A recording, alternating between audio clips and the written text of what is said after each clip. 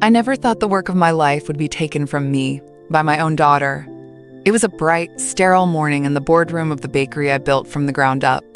My name, Margaret Holt, still shimmered in gold letters on the wall, but today it felt more like a tombstone than a tribute.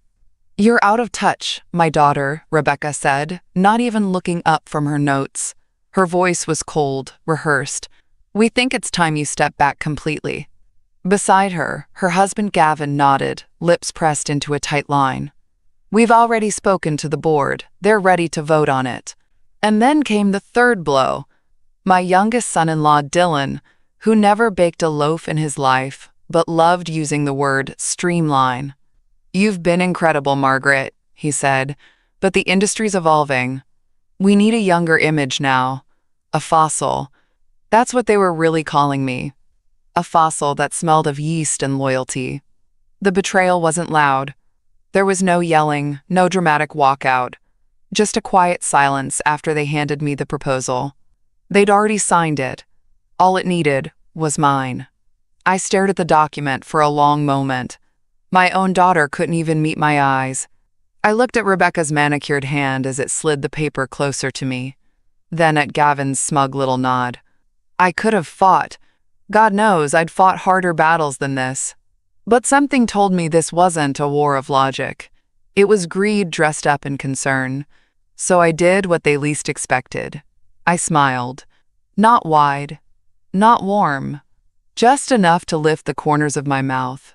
Then I folded my hands and said, "Understood." Their relief was immediate, like snakes shedding tension. Gavin even leaned back in his chair and said, "Thank you for being so graceful." Graceful. If only they knew that the calmest rivers ran the deepest. And in that moment, beneath my still surface, I was already deciding exactly how far I'd let this go before I took everything back. I walked out of that boardroom slowly, like a woman with nothing to prove. No tears, no anger. Just the echo of my heels tapping across the polished floors I'd paid for with my blood and wrists and Sundays. In the elevator, I stared at my reflection in the mirror. 68 years old, widow, mother, businesswoman, fool, but not for long. Because what they didn't realize was that I was still the woman who sold cinnamon rolls from a folding table out of a church basement. Still the woman who turned a $300 savings into 6 storefronts and a regional brand. They thought they were pushing me into retirement. They were just pushing me out of their way. And for the first time in months, I felt free. Betrayed, yes. Wounded. But free in a way I hadn't felt since my husband died. No more compromising. No more pretending. I stepped out into the parking lot, pulled my coat tighter around me, and whispered to myself, let them think they've won. Because if they thought this was the end of my story, they didn't know Margaret Holt at all. The house smelled like cinnamon and lemon polish, the way it always did when I was anxious and trying not to look it. I set my purse down by the kitchen sink and ran my hand across the countertop. Oak wood. Hand sanded. My late husband, Charlie, built it with his bare hands before we opened the first shop. This kitchen was where we made our first batch of butter croissants at 2 a.m., covered in flour, laughing like teenagers. He used to hum when he cooked. The same song every time. Blue skies, even when the bills were late and the oven kept shorting out. I opened the drawer beside the fridge, pulled out the old photo album I hadn't touched in years. The cover was cracked at the edges, but the photos inside were just as I remembered. There we were on opening day, Charlie with his arm around me, flour on his nose. My eyes were so bright back then. I could almost feel the crisp air of that fall morning, the sound of our first customer saying, "I'll take 2 of those cinnamon rolls, please." I sat at the table, tracing the faces of our first employees. Rosa, Dave, even little Mindy, who used to sneak sugar cubes into her pockets like they were gold. They were family, not staff. We used to joke that the bakery had more heart than most homes. Now Rebecca calls it a brand. Gavin wants to franchise it, turn it into some lifeless chain with QR codes on the tables, and no soul left in the sourdough. They don't want my legacy. They want my profit margins. I turned another page. There was a picture of Rebecca at age 10, icing a cake with both hands, her tongue sticking out in concentration. Back then, she used to beg to help out. Said she wanted to be just like Mama. Somewhere between braces and business school, she forgot that. I won't lie. The sting ran deep. Not just because they betrayed me, but because they did it so politely, so cleanly, with legal documents and gentle tones, like mercy killings. They wanted me out without ever having to say the truth out loud.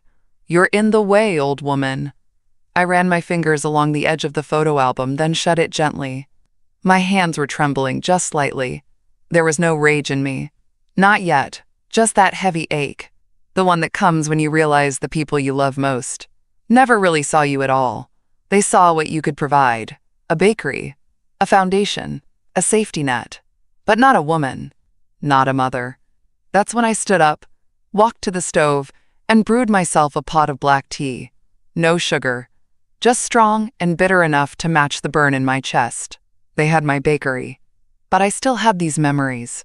I still had this house, and the warmth in these walls, that was mine, not theirs, not for sale, not up for vote. I sat down again with my tea and said out loud, "You built something real, Margaret. Don't let them take that from you." And for the first time since they'd pushed that paper across the table and asked me to sign myself into silence, I felt something stirring under the grief. Not anger, not revenge, something older, steadier. I think it was resolve. The waiting room of Carlton and Bryce Accounting smelled like stale printer ink and overbrewed coffee. Margaret Carlton. That was me, until Charlie insisted I keep my name at work and his at home. And now I sat across from our longtime accountant, Ellis James, who had the kind of face that always looked worried, even when he wasn't. "I'm not accusing anyone yet," I told him, fingers folded tightly in my lap. "But something feels off. I'd like you to walk me through the recent asset transfers." Ellis hesitated, his hand lingering over the file drawer like it suddenly weighed too much. "I'll be honest, Margaret," he said, his voice slow and careful. "There have been changes. Rebecca and Gavin submitted a new operating agreement 3 weeks ago. Dylan added some codicils regarding intellectual property. All perfectly legal, on the surface." My stomach turned. "Codicils?" I repeated, like the word itself had sharp edges. Ellis nodded. "They've restructured how the trademarks are held, shifted some of the rights into a limited partnership. It makes it easier to license, or sell." That word, sell. I felt the blood drain from my face. "They're planning to sell my recipes?" He didn't answer directly, just flipped to another page and pushed it across the desk toward me. "See this clause?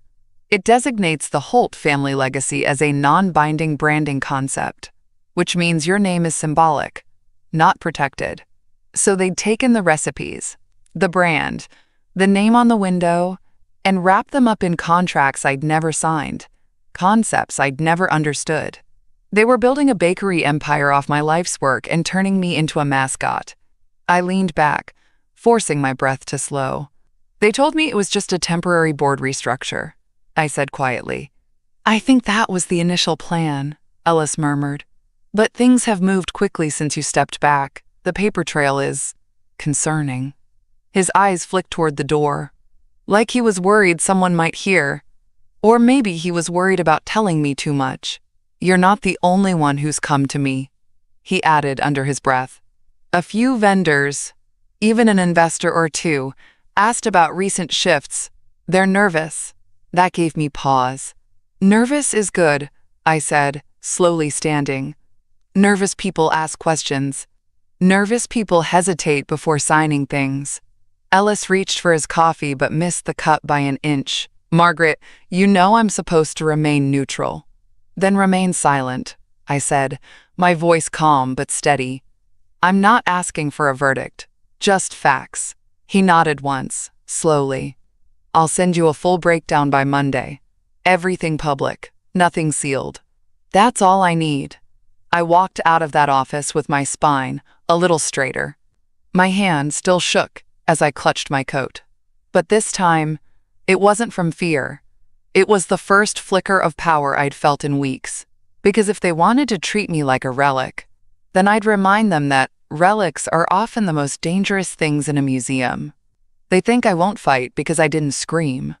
But they forget who taught them what resilience looks like. The cafe on 6th Street hadn't changed in 20 years, still served the same greasy fries and lukewarm coffee in chipped mugs. But it was quiet. And quiet was exactly what I needed. "Over here." Rose waved me down from a booth by the window. Her silver hair was twisted into a messy bun, flour still clinging to her sleeves. She'd been with me since day one, back when the bakery had no signage and we had to write our daily specials on cardboard. "You look like you haven't slept in weeks," she said, sliding a menu toward me. I didn't need it. "Just bring me something hot and ugly," she grinned. Hot and ugly coming up. When she sat down again, she didn't ask. She didn't need to. Rose had always been able to read me before I even spoke. "They did it, didn't they?" she said softly. "Finally pushed you out." I nodded, staring at the condensation on my water glass. "And they're smiling about it, like they're doing me a favor." Rose leaned back, exhaling slow. "They want the glory, but not the grit. They forget who cleaned ovens at 4 a.m., who hand-kneaded dough because the mixer was broken. They don't forget," I muttered. "They just don't care." The waitress dropped off 2 steaming plates of meatloaf and mashed potatoes. Comfort food. Nothing fancy. God, it tasted like 1986 in the best way. After a few bites, Rose set her fork down. "So what now? You gonna let them win?" I blinked at her. "What choice do I have? They've tied everything up. My name, the brand, the rights. You've still got your recipes, don't you?" I paused. "Yes, Charlie's originals. The ones I never gave them." Her eyes gleamed like she'd just struck gold. "Then, start over. From scratch. You don't need their permission to bake again." I laughed. Not because it was funny, but because it sounded insane. "Rose, I'm 68. I've got arthritis in both knees and a kitchen that barely fits 2 people. She leaned in. "You've also got more skill in your pinky than Gavin's got in his whole body. You think people don't miss real bread? You think they won't line up around the block just to taste what you made with your own hands?" I stared at her, spoon mid-air. "You want to make noise, Margaret?" she said, her voice dropping into that sharp, familiar tone I hadn't heard in years. "Then bake again. Show them you're not done. Show them what legacy really looks like." I didn't say anything at first, just took another bite of mashed potatoes, still warm, still sticking to my ribs like hope. Then I looked at her, and for the first time in days, my mouth twitched into something dangerously close to a smile. "You in?" She raised her coffee cup in a silent toast. "Till the last scone crumbles." I left that cafe with a full belly and a seed of something I hadn't felt in a long time. Possibility. The workshop still smelled like sawdust and honey. I hadn't stepped inside Charlie's old shed in years. It was half buried in ivy, the wooden door swollen from years of rain and time. But the key still turned, and the light still flickered to life with a reluctant buzz. It was cold in there, colder than I remembered. Dust blanketed the workbench, settled in the creases of the old apron Charlie used to wear. I ran my hand along the tabletop. His scratch marks were still there, like little breadcrumbs from a life we built one loaf at a time. I moved to the far shelf, behind a stack of yellowed invoices and spare mixer parts, and pulled out a box I hadn't touched in over a decade. It was plain. Just cardboard. No label, but I knew what was inside. Charlie's recipe notebook. Not the glossy, curated ones we put on menus or in press kits, no. These were the real ones. The greasy, fingerprint-smeared pages, smudged with butter and thyme. Notes scribbled in margins like, "Try sea salt instead," or "Good with tea, terrible with milk." His handwriting, looping and impatient, greeted me like an old friend. I sat on the stool and opened it to the first page. Cranberry walnut scones.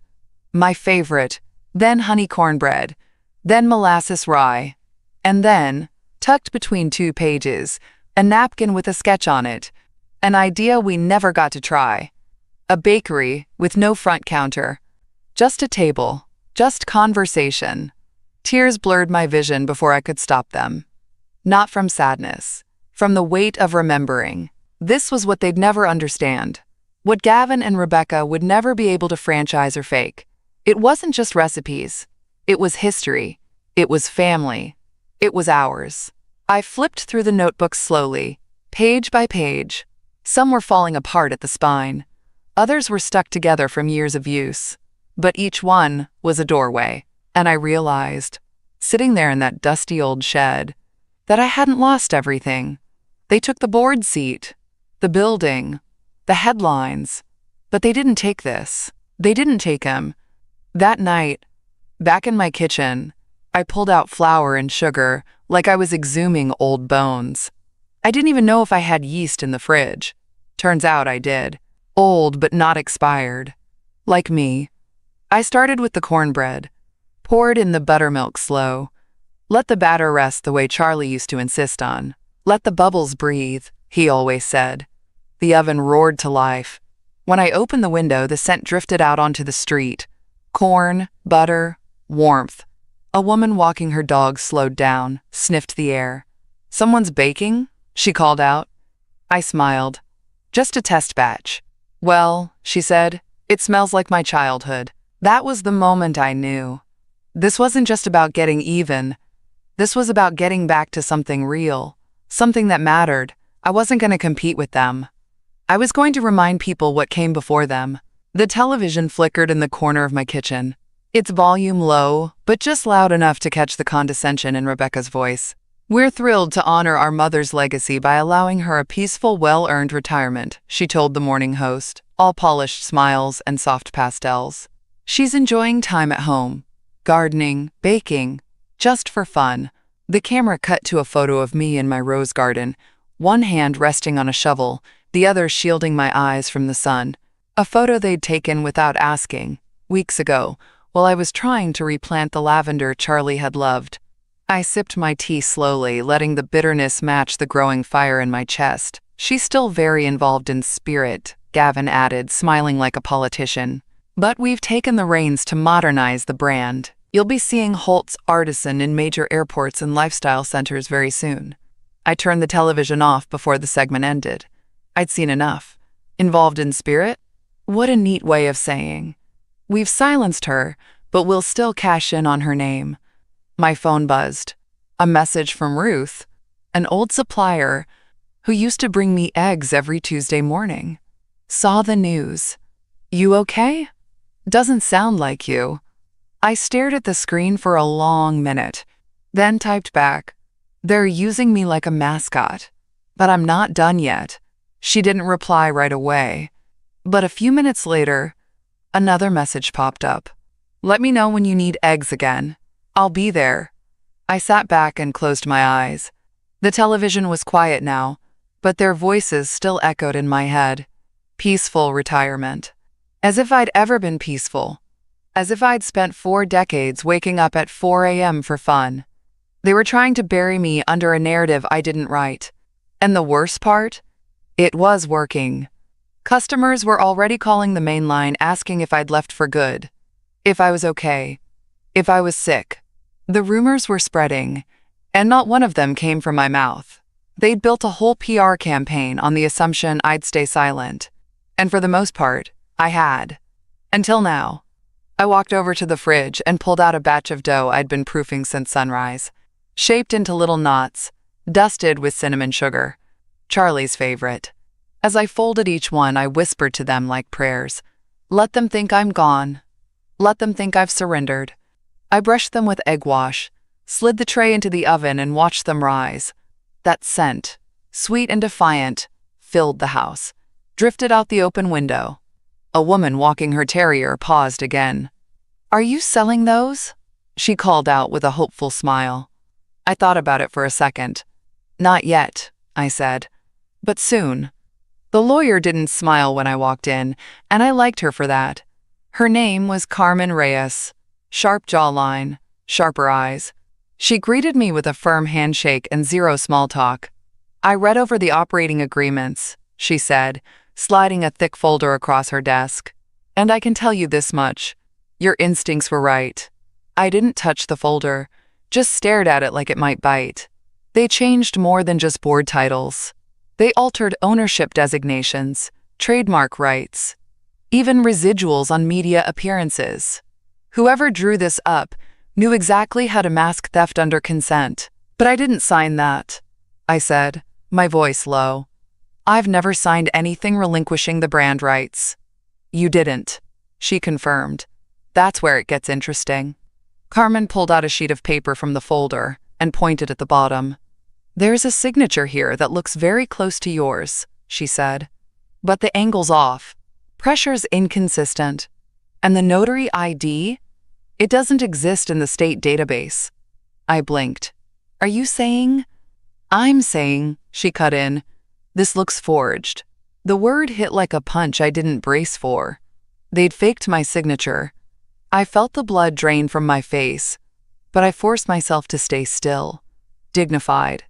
As always, they said I was too emotional to keep up with the business, I murmured. Carmen's lips pressed together. And now they've buried your legacy under paperwork and lies. I looked at her then. Really looked. Can we fight this? Oh, she said, sitting straighter. We're not just fighting. We're pulling everything apart. Quietly. Efficiently. I'll file an injunction on trademark use within the week. We'll freeze all licensing revenue streams under your name pending verification. And the recipes? I asked. Still yours, unless they can prove you signed them over. Which they can't. Because you didn't.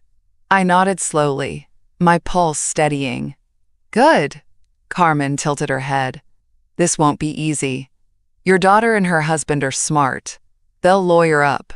I'm counting on it, I said. Let them burn their money trying to keep what never belonged to them. She smiled for the first time. Not kind, not soft, but the kind of smile you wear into battle. We'll need a forensic handwriting expert, she added.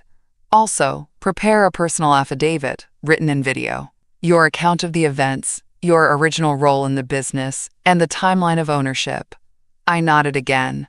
I'll bring the recipes, I said. The ones they never touched. Carmen scribbled a note, then looked up.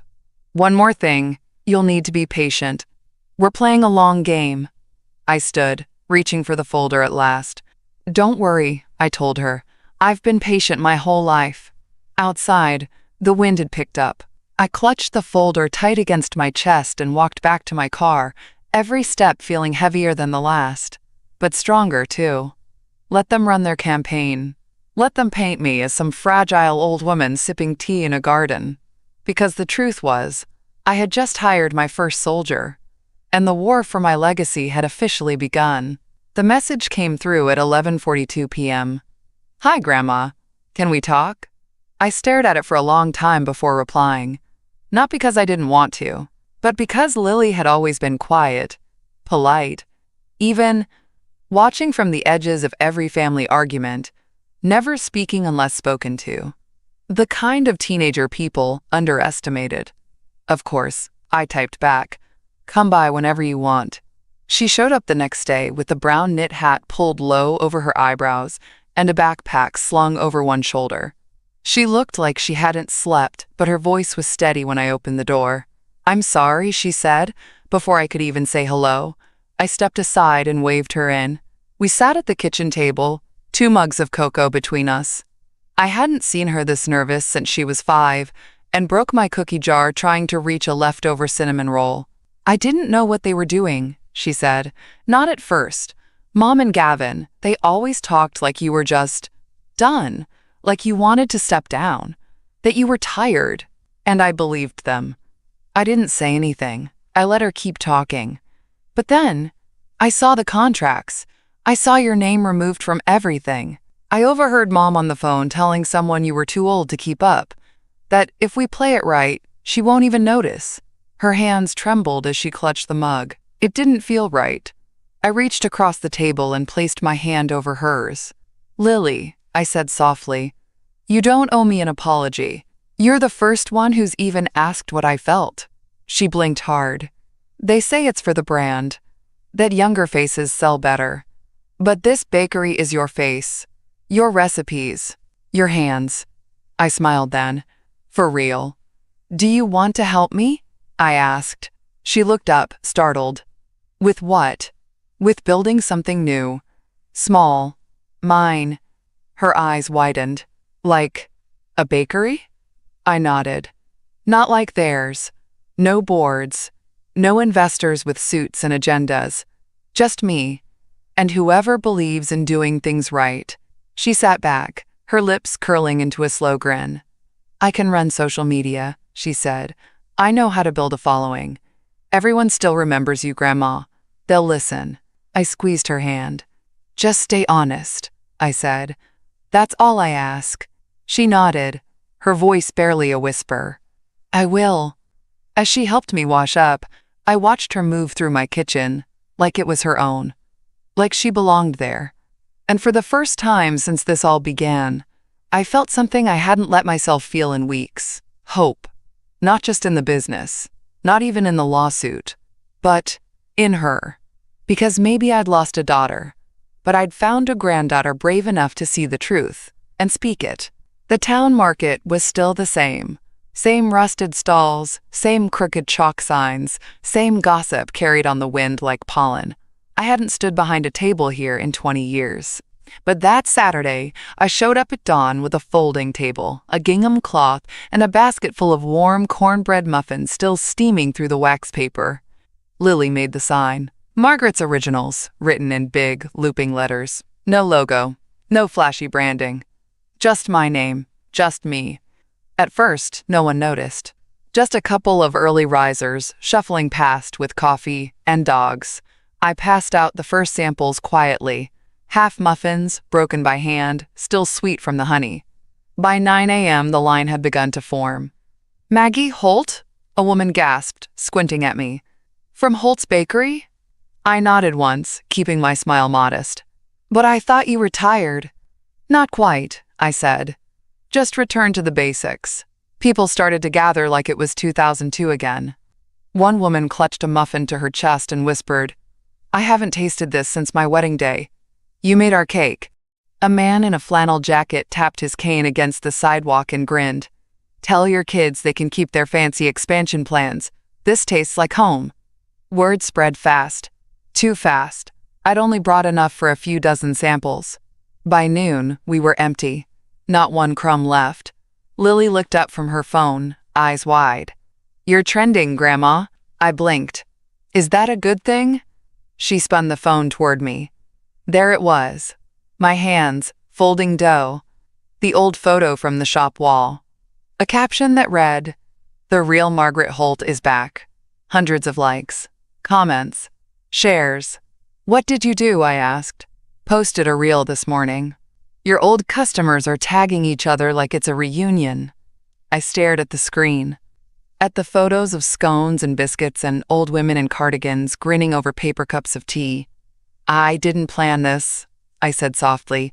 You didn't have to, Lily replied. They missed you, Grandma, not just your food. For a moment, I just stood there in the breeze, apron covered in flour, hair pinned up like I used to wear it back in the days before investors and contracts and boardrooms. This was what they'd tried to erase. This was what they'd forgotten. People don't love brands. They love people. They loved me. Not the corporation. Not the campaign. Me. I reached for the empty basket and folded the table slowly, my fingers aching from hours of handing out hope in the shape of baked goods. Same time next week? Lily asked. I looked around the market. At the strangers turned loyalists. At the customers hugging each other like church reunions. At the old woman with tears in her eyes because one bite had brought back her father's laughter. I nodded. Next week, I said. And this time, we'd bring double. By the following Wednesday, Lily had commandeered my kitchen table and turned it into a makeshift headquarters. Her laptop was open, phone propped up with a ring light, and post-it notes scattered like confetti. I watched from the stove as she typed furiously, her brow furrowed in the same way Rebecca's used to wrinkle during piano practice. Grandma, she called without looking up, we just hit 3,000 followers. I nearly dropped my wooden spoon. 3,000 what? On Instagram. We started with 17 last week. Most of them were my friends. Now it's snowballing. I walked over and peeked at the screen. There I was, in a video, no less, laughing as I kneaded dough, my apron dusted with flour, and a sliver of sun catching my cheek. "Who filmed that?" "You did," she said. "Well, your hands did. I just added a soundtrack." The caption read, "Real butter, real hands, real stories." It had over 200 shares. It felt like being recognized at church, but by the whole town. "You've got people begging for orders already," Lily added. DMs from food bloggers, wedding planners, even a small batch jam company asking for a collab. I blinked. "A what?" "A collaboration. You sell together, cross-post, that sort of thing. Modern word of mouth." I let that sink in. My reputation was coming back. Not because I paid for it, not because I fought for headlines, but because people remembered. They remembered the taste of real honey in the biscuits, the way I folded parchment into neat triangles, the way I smiled behind the counter, not like a cashier, but like someone genuinely glad to see them walk through the door. I sat down across from Lily and studied her. "You know," I said, "your mother was smart like you once." She looked up. "Was? She still is, I suppose. But she started measuring people in profit." "You haven't." Lily paused, then said, "I see you, Grandma. Not what you built, you. And I think other people are starting to see it too." There was a soft knock at the door. I opened it to find Rosa, one of my original bakers, standing with a mason jar of fresh lavender, and a smile so wide I could barely see her eyes. "I saw the page," she said. "Thought you might need extra hands this weekend." I nearly cried. By the time Saturday rolled around, we had 3 extra helpers, 2 folding tables, and 500 followers more than the day before. The kitchen smelled like almond paste and defiance. I watched Lily shoot another video of us packaging mini loaves in twine-tied paper, her voice narrating gently. "These recipes have survived 60 years, 2 wars, a pandemic, and now, a hostile takeover." I grinned at her choice of words. Let the world know. This wasn't a comeback. This was a resurrection. I was planting rosemary when the thought finally settled in. This wasn't about revenge. Not really. It wasn't even about reclaiming the business they hijacked. It was about clarity, about wiping the mud off my name and saying no. You don't get to rewrite me. The garden was my thinking place. Charlie used to laugh and say I made better legal decisions with dirt under my nails than half the men in suits down at City Hall. I leaned back on my heels, gloves caked in soil, and looked at the sky. For the first time in weeks, I felt still. Not numb, not boiling, just clear. Back inside, I pulled out the thick folder Carmen had given me. Her neat tabs marked forgery, brand misuse, trademark violation, fraudulent filing. Each one was a wound, but each one was also evidence. I opened my laptop, drafted the email slowly. Subject: official complaint, trademark violation and intellectual property misuse. Carmen had told me not to rush. Every word matters, she'd said. We don't want rage. We want results. So I stripped the emotion out and let the facts speak. I attached the forged signature comparison, the witness affidavit from Ellis, even Lily's screenshots showing the timeline of public deception, press releases framing me as happily retired, weeks before they even told me I was stepping down. I sent the email. Then I walked to the sink and washed the garden soil from my hands like I was scrubbing the last of their lies off my skin. The lawsuit was filed 2 days later. Silent. Clean. No press release. Just a motion to suspend use of my name, likeness, and recipes until legal ownership could be confirmed. They didn't see it coming. That night, Lily curled up on the couch beside me, laptop on her knees, reading off comments from our new website. Someone from Texas says she'd pay to have our pecan shortbread shipped overnight. Tell her she'll have to wait till the lawsuit clears, I said with a half smile. My name's under lock and key now. She laughed.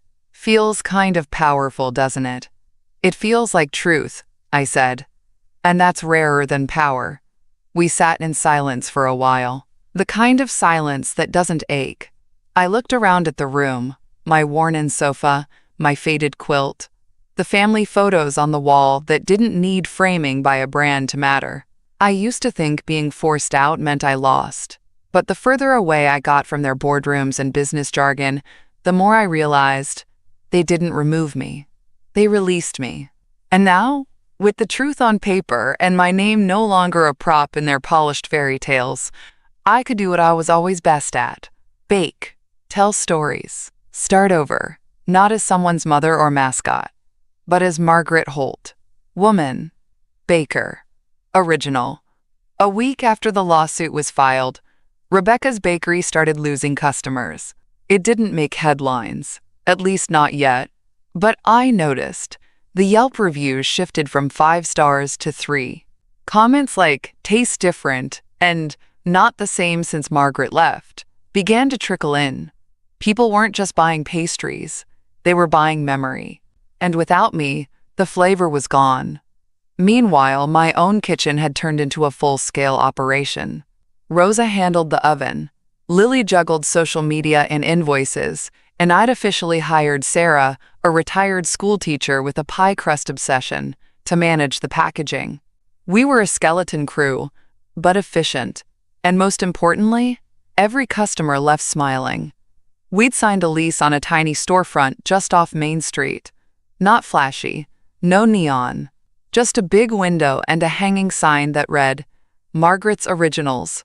Real recipes, real stories." The paint hadn't even dried on the walls when Carmen called. "You should see what just came across my desk," she said. They filed a counter motion. "Want to, quote, resolve amicably." Too late for that. I smiled. "They're panicking. They're bleeding contracts," she confirmed.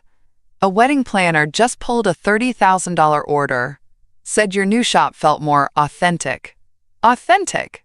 It wasn't just a word, it was what they never understood. You can copy a recipe, you can duplicate a logo, but you can't fake soul. By the end of the week, we were prepping for a soft launch. No champagne, no ribbon cutting, just a day where the doors would open and the ovens would speak for us. Lily was buzzing with energy, handing me a stack of orders. "We've got 12 prepaid pickups already," she said, "and a food blogger wants to live stream your first batch of honey cornbread." I raised an eyebrow. "What's live stream?" "Just smile and bake," she laughed. I pulled on my apron, the old one with a faded embroidery. Charlie stitched on it himself. Made with hands that love. It fit better than anything money ever bought. That night, I walked past my old bakery on the way home. The lights were on, but the windows looked cold. The display was neat, but sterile. Even from the sidewalk, I could feel the emptiness. Gavin stood inside talking to someone in a suit. His hands were flying, animated, desperate. Rebecca wasn't even there. Funny how fast they'd abandoned their own spotlight once the glow turned harsh. I didn't stop, didn't wave, just kept walking until I reached my own door, my own kitchen, my own warmth. Inside, the scent of cinnamon wrapped around me like a hug. And for the first time in a long time, I wasn't just surviving, I was building. My name wasn't a relic anymore, it was a rising sign. The ribbon was soft between my fingers, red velvet, trembling just slightly in the breeze. I stood in front of my new shop, a pair of vintage scissors in hand, surrounded by a crowd I hadn't expected, but maybe I should have. Friends, former customers, vendors who remembered me from before Gavin, turned everything into a negotiation. Even old rivals came, nodding respectfully, their bakery aprons traded for coats and curiosity. Lily stood beside me, beaming like the morning sun. Rosa wiped her hands on her jeans, smudged with flour and pride. "Are you ready?" someone called from the crowd. I looked up. A row of reporters stood along the curb, cameras raised, microphones pointed, and just behind them, stepping out of a sleek black sedan like royalty late to a funeral, were my children. Rebecca's heels clicked too loudly on the sidewalk, a sound I'd know even in sleep. Gavin trailed behind, his jaw clenched, sunglasses hiding nothing. Dylan wasn't there. Probably too ashamed or too smart. Rebecca approached, the crowd parting like waves. She didn't smile. "Mother," she said, her voice low, tight. "We need to talk." I held the scissors up and snipped clean through the ribbon. The crowd erupted in applause. I didn't turn to her. Not yet. Instead, I walked through the front door, stepping over that red velvet like it was a boundary line I'd drawn in the sand. The smell of fresh honey cornbread greeted us first, followed by rosemary scones, cooling on trays lined in parchment. My grandmother's bread knife rested beside the register, polished, waiting. Only then did I face my daughter. "Talk," I said. She looked around at the shop. Small, warm, humming with energy. Real customers, real smiles. Not a spreadsheet in sight. "You're embarrassing the family," she whispered. "No," I said calmly. "You did that when you forged my name." Gavin stepped forward, face red. "This lawsuit is bad optics. Let's just drop it, Margaret. Rejoin the board. We'll put your face back in the brand." I shook my head. "I'm not a face. I'm the hands. I'm the soul. And you tried to sell that without asking if I was done giving." Rebecca's eyes shimmered, not from tears, but from anger that hadn't found a place to land. "This was supposed to be a smooth transition," she said. Dignified. I leaned forward, voice quiet, but razor sharp. "Dignity isn't something you assign someone after you've gutted their legacy. It's something they earn. And I've earned mine." The cameras were rolling. The mics had caught everything. But I wasn't performing. I was reclaiming. Gavin opened his mouth again, but I raised my hand. "Thank you both," I said, turning toward the counter, "for making room for me to remember who I am. I wouldn't have done this without your betrayal." They stood frozen, the crowd murmuring around them. But I had scones to package, orders to fill, a legacy to rebuild, not from memory, but from scratch. I didn't look back as they left. I didn't need to. Because today wasn't just a launch, it was a rebirth. And they were the first to witness what a resurrection really looks like. The alley behind the bakery still smelled like yeast and smoke. Same cracked pavement, same rusted drain. I used to stand here in the mornings with Charlie, splitting a thermos of coffee while we waited for the dough to rise. Now I stood here facing my daughter, who looked like she hadn't slept in days. Rebecca had followed me out after the ribbon-cutting crowd dispersed.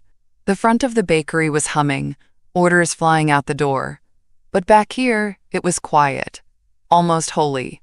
She lit a cigarette she didn't finish and leaned against the brick wall like she used to in high school, when she'd sneak out back and pretend to be older than she was. "I didn't mean for it to go this way," she said. I crossed my arms. "You meant for me to disappear." "No," she said, too fast. We thought it was time." "You seem tired." I raised an eyebrow. "You convinced yourself I was tired because that was easier than admitting you wanted control." She looked away, blinking hard. "You always made everything about the bakery, even at home." "You think this is about cinnamon rolls?" I asked. "This is about how you forgot I built something. And instead of asking me to teach you, you tried to erase me." She swallowed hard. Her hands trembled, fingers worrying the hem of her jacket. "You were always so big," she said quietly. "In every room, in every decision. I wanted to matter too." I stepped closer, my voice soft but unwavering. "So you stole what I built, because you thought taking it would make you powerful." Tears pooled in her eyes. "I'm sorry," she whispered. It hit me harder than I expected. Not because I needed it, but because it was the first honest thing she'd said in months. I nodded once. Just once. "I believe you," I said. "But I don't trust you," she flinched. "Mom?" "You can cry now, Rebecca," I said, stepping back. "But you weren't crying when you faked my signature. You weren't crying when you smiled on that morning show and told the world I was thrilled to retire." Her tears came then, silent, sudden, like a dam cracking. I let her cry, but I didn't comfort her. That's not what this moment was for. "You hurt me," I said, "and you didn't even think I'd fight back." She nodded through her sobs. "I didn't know you still had this much in you." I gave her a look that sliced through the smoke between us. That's because you stopped seeing me as a person the moment I stopped giving you everything. We stood in silence for a beat longer. Then I turned, walked back toward the shop, and left her in the alley. There was no victory in my step. No gloating, just freedom. Some people break you by accident. Others do it on purpose and call it progress. Rebecca cried because she finally saw the difference. And I walked away because I finally didn't care. It started with a headline: Holt's Bakery faces legal scrutiny over intellectual property dispute. Then came the board reshuffling. Investors pulling out. Contracts suspended. One by one, the pillars my children had built their empire on began to crumble. Not because I took a wrecking ball to it, but because I simply said, "That's mine." The lawsuit had gone public. Carmen had timed it perfectly, right after launch weekend. Not out of pettiness, out of precision. Let the world see the contrast. Their deceit, my flour-dusted hands. By the end of the week, the bakery's stock, yes, Gavin had tried to go public, dropped 17 points. 3 major vendors canceled orders. The glossy Legacy Reimagined campaign vanished from billboards overnight. And still, I didn't gloat. I just baked. My boutique shop had sold out every day since opening. Customers waited in line just to say they'd gotten bread from Margaret herself. Some brought their grandkids, told stories of wedding cakes and Christmas pies I'd once made. Meanwhile, my phone started buzzing again. Rebecca. Gavin. The board's corporate number. Even Dylan. Each voicemail was a shade of panic. "Mom, we need to talk. Please, let's resolve this. You've made your point, Margaret. Now let's be reasonable." I didn't press play. I didn't need to hear their voices to know the tone. I'd heard that tone my whole life. People only miss you when they need you. But I wasn't available anymore. Not for cleanups. Not for quiet approvals. Not for surrender. Lily sat beside me one afternoon, scrolling through the latest news article. "They're asking for a settlement." "Of course they are," I said, slicing into a batch of pear tartlets. They thought I'd be flattered by the attention. Now they're frightened by the silence. "You're not going to answer them?" I looked up, met her eyes. "They used my name like a discount code," I said. "They loved my legacy more than they ever loved me. And now that they're drowning, they want me to throw the rope." Lily nodded slowly. "Do you want me to delete the voicemails?" she asked. I smiled. "No. Save them, just in case one day they try to say they didn't beg." That night, I sat by the fire with a hot cup of tea, listening to the wood crackle and the wind press against the windows. The silence wasn't cold anymore. It was earned. Because the difference between being used and being needed is this: when you stop giving, the right people still stand by you. And the wrong ones? They start dialing. Rebecca's bakery, my former bakery, lost its biggest supplier on a Tuesday. That morning, Carmen forwarded me the internal memo: all purchasing suspended until trademark resolution concludes. No public statement, no drama, just quiet retreat. That's how real power moves. It doesn't yell. It stops answering emails. By Thursday, one of their largest corporate accounts pulled out of a seasonal pastry contract worth nearly 6 figures. Lily read the article aloud to me over breakfast. "They didn't see it coming," she said, almost in awe. "They didn't believe it would cost them anything," I corrected. "They thought the name without the hands was enough." And maybe that was the real lesson. You can steal someone's title, but not their worth. You can hijack a business, but not the beating heart inside it. Gavin resigned that week. Word was, the investors made him the scapegoat to quiet the board. He left quietly, no press conference, no thank you post, just gone. Dylan tried to cling to his consulting contract, but Carmen was thorough. Our injunction listed every false claim, every forged clause, and every misuse of my image. He was named directly in 2 of the counts. His contract was severed by the following Monday. And Rebecca? She tried to hold it together. For a while, she even went back to the counter, smiling like nothing had changed, as if butter and charm could fix a legacy cracked down the middle. But the customers knew. You can't fake warmth when your heart's not in the oven. Our shop, Margaret's Originals, was booming. We'd moved into a second prep kitchen by then. Rosa had trained 2 new assistants.